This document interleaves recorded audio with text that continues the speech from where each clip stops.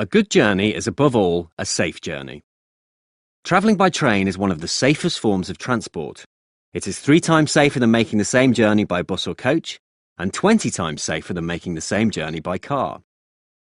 But if we go to areas that aren't meant for the travelling public, or do things we shouldn't do, we will put both ourselves and other people in grave danger.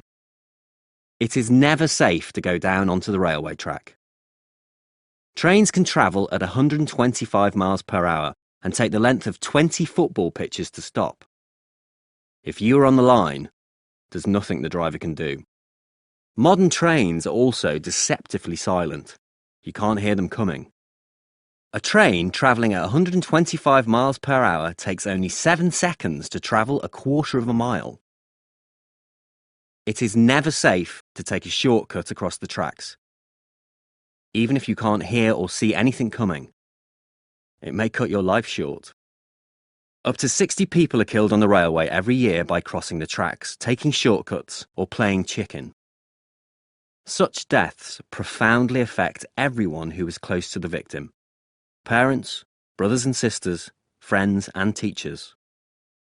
And they profoundly affect everyone who is involved in the accident.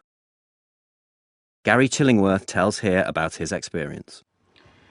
I'm a train driver for National Express, and on the day in question, which was March in 2006, I was driving the Stansted Express from London Liverpool Street to Stansted Airport.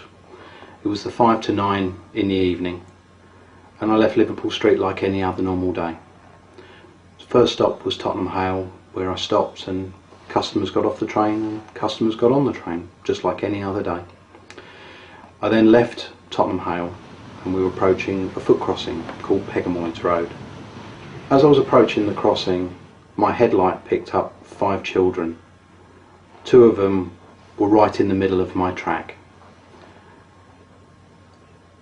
Be honest with you, I knew that they were dead before I'd even hit them. 120 tonnes of train takes well over half a mile to stop, and I had to sit there for 4 or 5 seconds knowing that these poor lads were dead. It was blowing my horn, the train was in emergency braking, but there was just physically nothing I could do.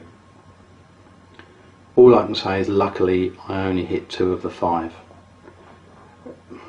I've thought sometimes about what it must have been like for the 3 that survived, the 3 that lived, seeing their best mates killed in front of them.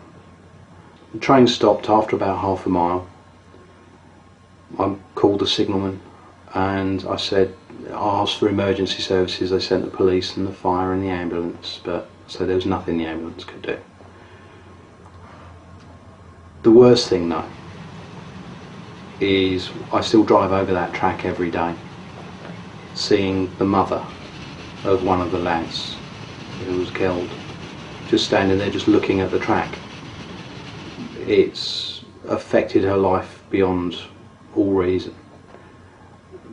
Her son woke up that day just like any other day, had breakfast, went to school, and by the end of the night he was gone. Were you able to return to driving trains after the incident?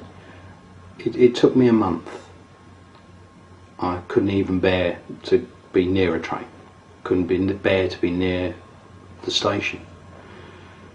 I had counselling, which my company provided, and between me and the counsellor we decided that it's my career, it's what I do for a living. And with the help of my managers and my friends at work, I was able to go back to driving trains. But still, even now, which is getting near to 3 years after, every time I drive over Pegamoids Crossing, I still see them there.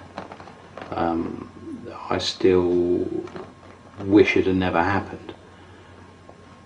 But it's something that you learn to live with, you never get over, you just learn to live with it.